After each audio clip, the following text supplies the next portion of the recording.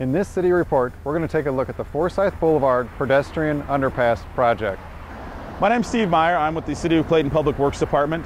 I manage our capital improvement projects, and I'm here today to tell you about another one of our projects. This is the Forsyth Boulevard Pedestrian Underpass. We're actually standing next to Washington University. Most people don't even realize that we have this underpass. It's the only bridge owned by the City of Clayton, and it allows pedestrians to cross from WashU's South 40 to the Danforth campus. South 40 is primarily residential, but then the Danforth campus is the football field, the main quad, and all those buildings. So it's important for students to be able to safely cross the street without having to cross where there's vehicular traffic. This bridge was actually constructed originally in 1962. MoDOT does inspections of all the bridges in the state every 2 years. So in 2007, they found that the bridge was starting to have some structural issues. Concrete beams were starting to rot away due to years of water and road salt. So it was determined that something needed to be done to help maintain the bridge. Temporary repairs were made to reinforce the structure, but then a grant was applied for to replace the bridge completely. We've gone through that process of getting the grant. We have agreements in place between the city and Washington University with East-West Gateway Council of Governments and MoDOT to replace this bridge. Right now, the plans are under development by a consultant, and we've been getting input from the university as well from the city. We're looking towards construction in the summer of 2012. We will actually begin immediately following WashU's commencement in May, and we'll have the street shut down for about 2 months as we make these repairs. We'll then have it reopened before school starts. As far as the cost of this, the grant covers $772,000. It's coming from the federal grant through East-West Gateway Council of Governments and MoDOT. And then the rest of the funding is being covered by Washington University. Since this does benefit their students specifically, they have stepped up and they're funding the rest of the project. So the city's contribution is essentially my management time. Now, I mentioned before that the street is going to be completely shut down. And you may ask, couldn't you keep the street open during construction? We did look at that as a possibility. The problem is we had a pretty tight timeline with wanting to reopen it before school starts.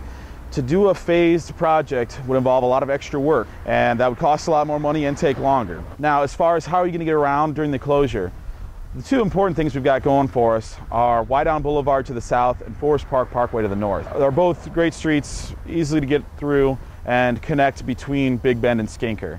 Now, as far as local traffic to the university, we're also in a pretty good situation there.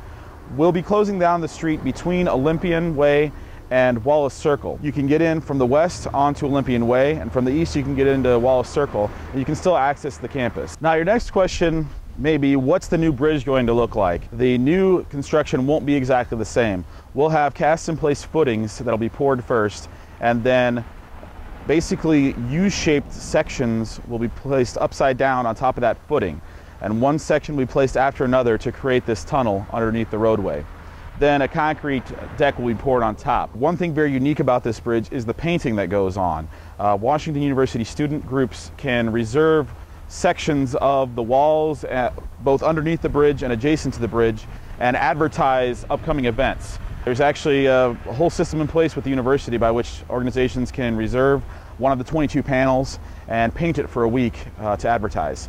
The university was very concerned about this continuing because it's part of the university culture. It's something that they really like, and to the average motorist, they don't even notice it because it's down below. So it's one thing that we did want to maintain as part of this project. We do have some artistic elements built into the bridge as far as different concrete finishes, a small seating area at the south side. While we do have taxpayer dollars that are helping us to install a new bridge, all of those extra things are being covered by the university. For more information on this project and others, check out the city's website at www.claytonmo.gov. Once on the city's homepage, hover over the Governments tab and click on Public Works. Once on the Public Works page, click on Road and Sidewalk Improvements in the section menu. Here you will see many of the projects the Public Works Department is working on, including the Pedestrian Underpass project. If you have questions about this project, please contact Steve Meyer at 314-290-8540.